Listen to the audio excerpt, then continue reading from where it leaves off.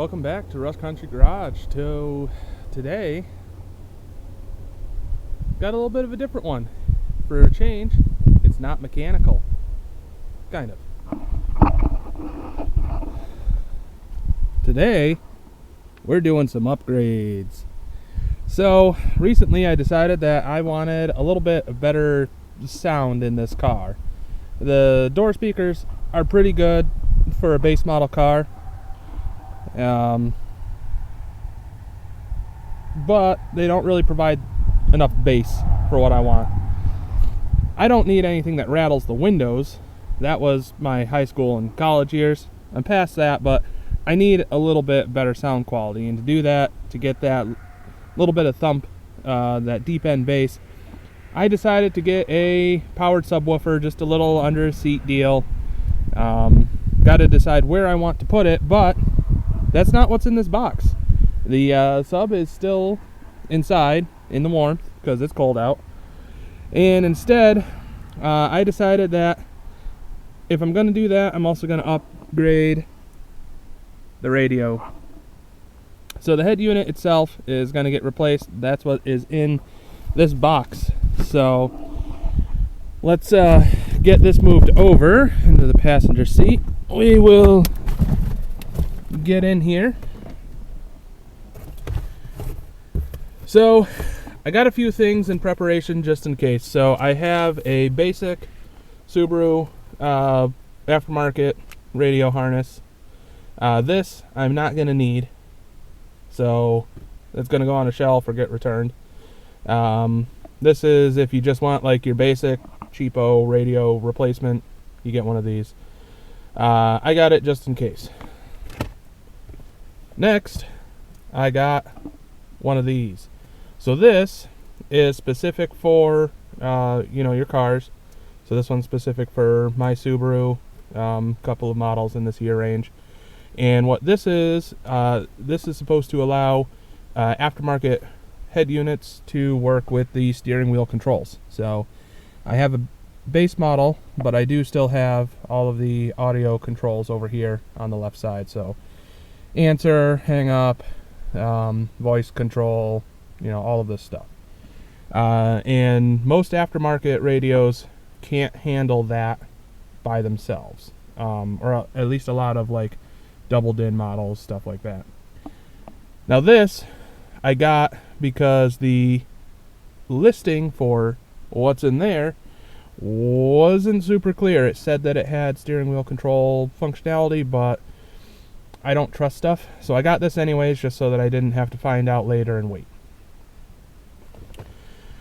But what we have in here is a pretty nifty unit. So I could have, of course, just gotten a normal double din radio, gotten the adapter so that it, I can fit it in there and all that jazz.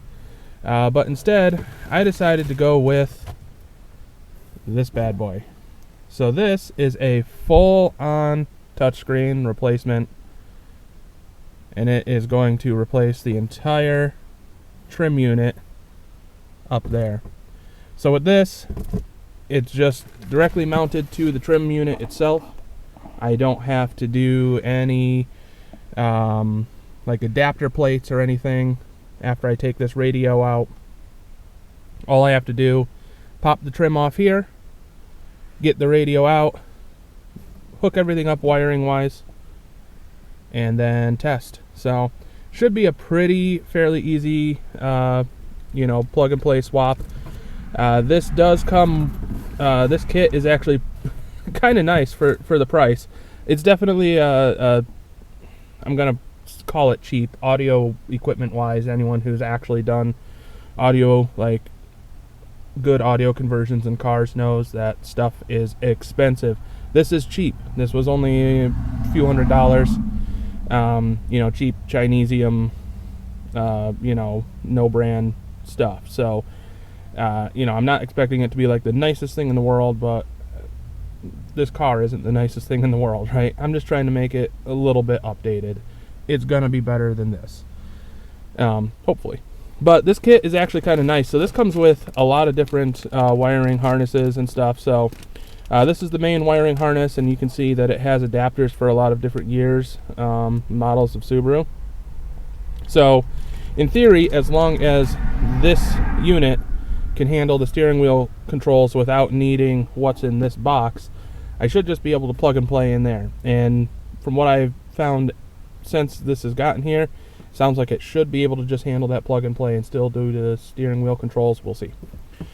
But this thing comes with a backup camera that I can wire in. That's usually my telltale sign that it's Chinesium knockoff, aside from, you know, obviously like all the instructions having Chinese and Chinese marks and everything on it.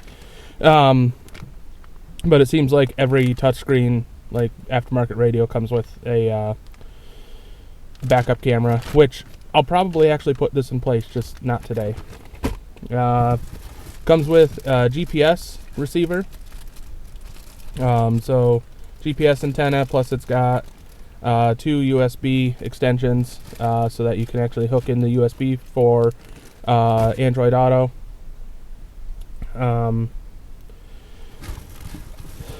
As well as we have our full, it fell out of the bag, our full audio kit.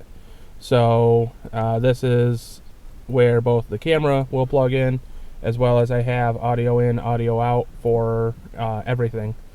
So I could do a lot of upgraded speakers just on top of leaving the door speakers as they are and letting those be controlled normally. I can also add a bunch of aftermarket speakers. I could do, you know, tweeters, or, you know, add some additional speakers in the rear or something like that, and I have all the audio hookup without having to splice into, you know, the wiring cables. And splicing into cables is what I wanted to avoid. So this unit right here, you'll see once I get it out, the back end, it doesn't have any hookups for any sort of aftermarket audio. You're either using what's in here or you're not. Now, Subaru did have options for this car to have aftermarket subwoofers and stuff like that, but not in this model, and I haven't been able to find like any wiring harness or anything, you know, either under the seat or in the back, where I could just plug in, you know, get a wiring harness replacement, and just plug my subwoofer in and be able to use the built-in audio. This just didn't have it. This model of radio just can't handle a subwoofer. So even if I did find harness, I was able to just plug stuff in. This head unit just it can't handle it. So the only other way to get a subwoofer to work is to splice into the rear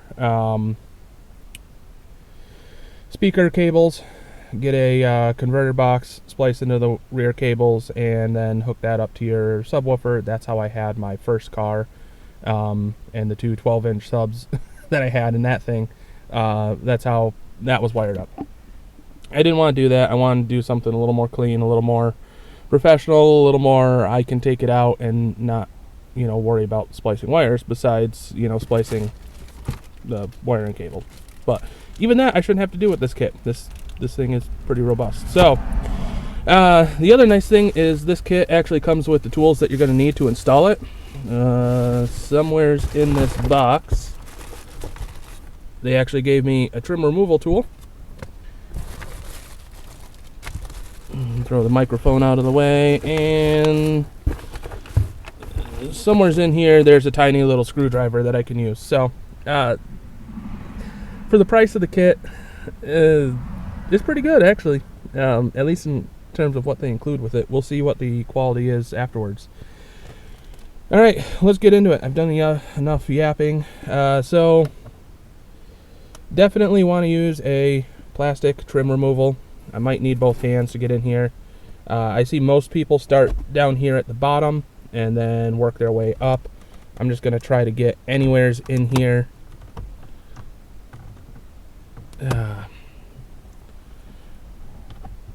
Like I say, I might need both hands for this, so we might be setting the camera down here for a moment.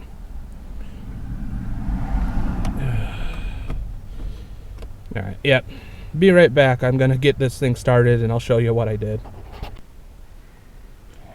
Alright, success. So you can see, trim piece is out. One thing that I am going to have to do is I'm going to have to switch the vents over into that, so you can see that the vents come out with the trim. So these are going to have to get switched over and put in to there before I put it back. I am going to be losing my little dash pocket there, but small price to pay. And so up here we can see a radio. Oh, and what I had to do to get this out, actually, so there is a pretty good lip underneath this trim, and that's why I couldn't get any of the trim tools in there, because they were all just starting to bend. So little very small screwdriver, and I did it right down here in this corner is where I got the most leverage, and I was able to just get that under there enough to pop it out. I did scratch up the bottom side of that trim lip a little bit, but it didn't damage like up in here really, so that should work. Otherwise, it's now 4 Phillips head screws to pull this entire unit out, and I've got to go get a Phillips head screwdriver because I didn't grab one. So be right back. So we have our first problem. 3 screws out. That bad boy over there will not move for the world, and it is now stripped out. I tried doing it the nice way, but we're going to drill it out. We don't need these screws to hold the new unit in, and I can just replace that if I ever put the original factory one back in. I would just break it off, but all it is this little plastic sliver that's holding the entire unit on. So we're just going to drill it out and call it good, because I'm on a time crunch and I'm not going to fight it. So I'll do that, and I'll show you the carnage. Okay, so carnage kind of avoided. So in looking closer, all that's holding that screw in is this little metal clip, and I was able to just pull it out. Luckily it was that top one, so the whole thing came with it, and I'll just pop that out and take care of that separately. So you can see back here we have our wiring, and you can also see that this wiring is very short, and there's no give on it. So we're gonna have to unplug this kind of in the blind. See, all right, so this guy here has a clip.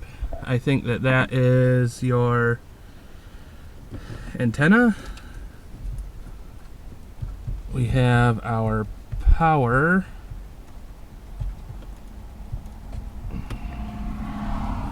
I think somewhere's down here.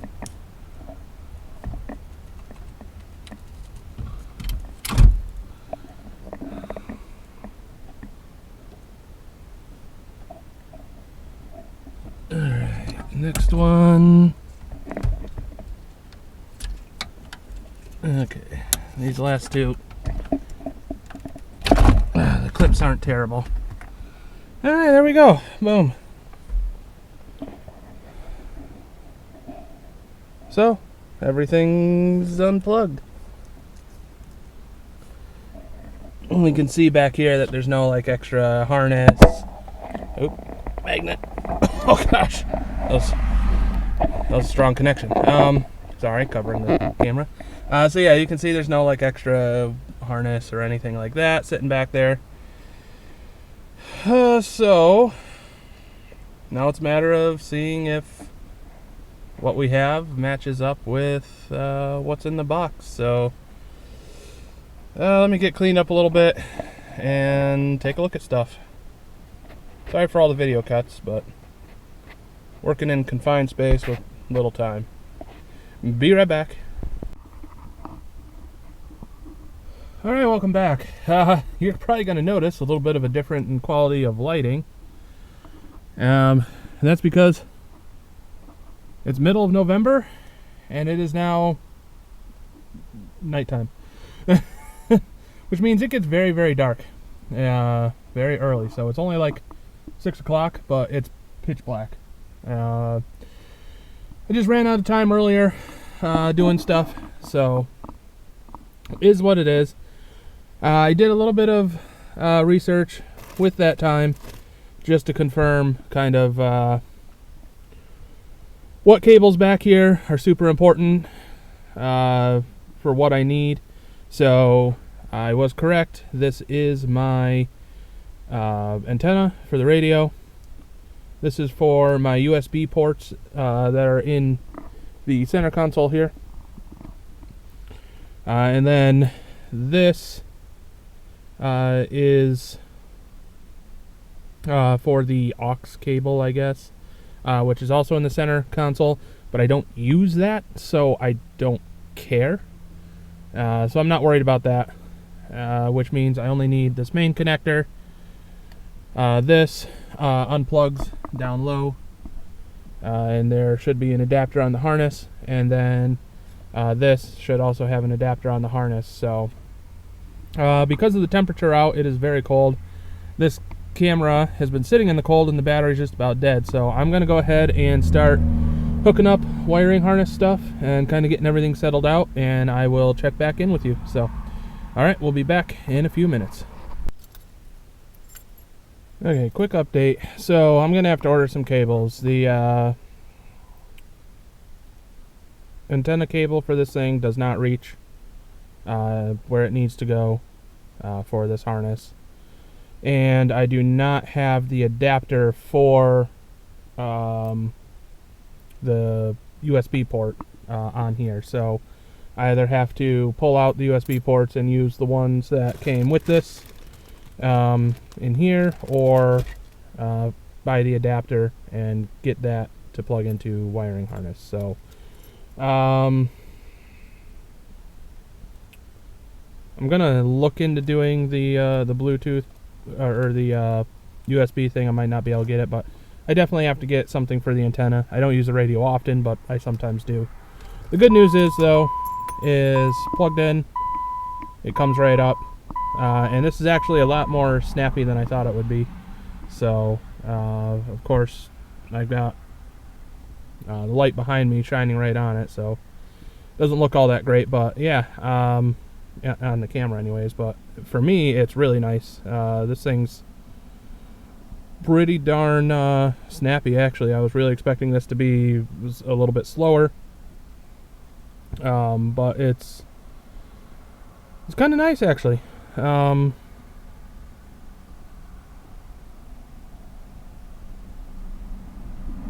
yeah, I'm happy. I've got to switch over the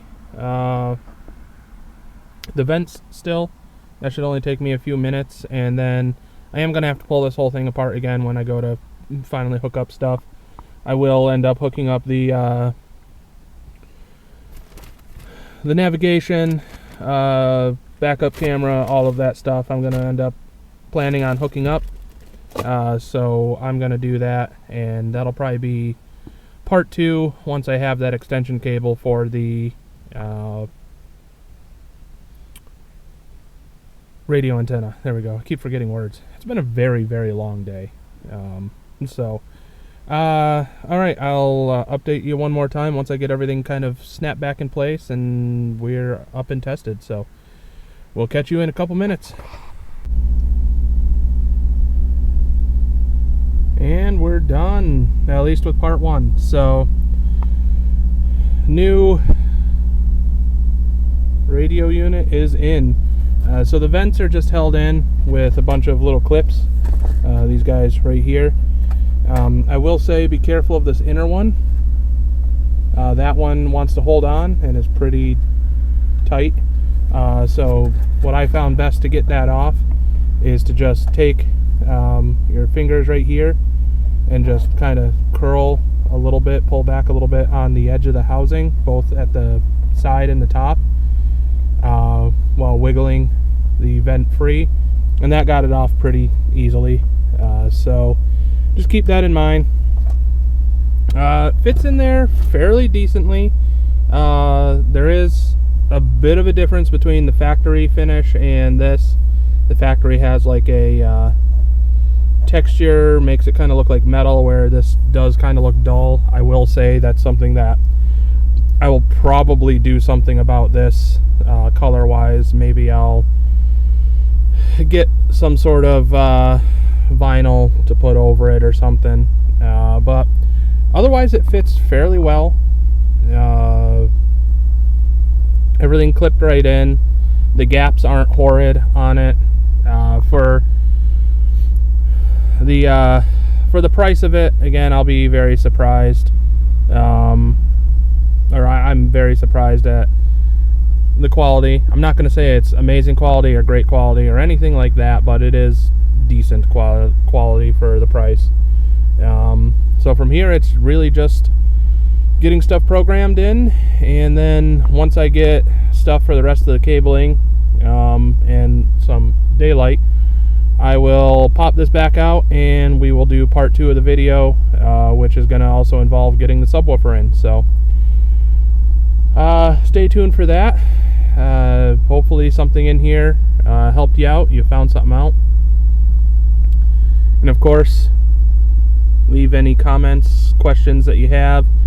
YouTube won't let me put links to stuff that I buy in the description, but I'll see if I can put a link in a comment or something like that, so that if you're interested in what I've bought, what this kit right here is, I'll post it, and then if you have a year that it matches, you can get something just like this.